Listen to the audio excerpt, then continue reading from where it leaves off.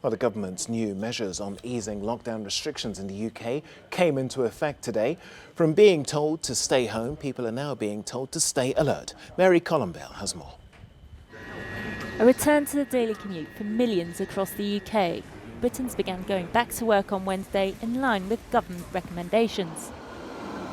In London, trains and buses were crowded with many people not wearing face masks.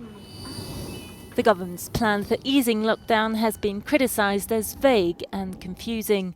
But in Parliament, Boris Johnson defended the phased process. And we cannot now go back to square one. We can't risk a second outbreak, and we will do everything to avoid that. I think that actually when they look at what we're advocating as the way forward, the stepped process that we have set out, I think people can see exactly what we're trying to do as a country.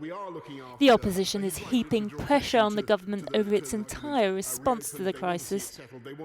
The Labour leader called on the government to be more transparent with the British public. Mr. Speaker, I'm surprised the Prime Minister says his decisions were, and I quote, driven by the science, the data and public health. So to give the public confidence in the decisions, can the Prime Minister commit to publishing the scientific advice that the decisions were based on? Johnson responded by saying the scientific advice would be published in due course. The UK has the highest coronavirus death toll in Europe and is still struggling to reach its own targets for testing for the virus and tracking its spread. Despite that, the government says people should now go back to work if they can.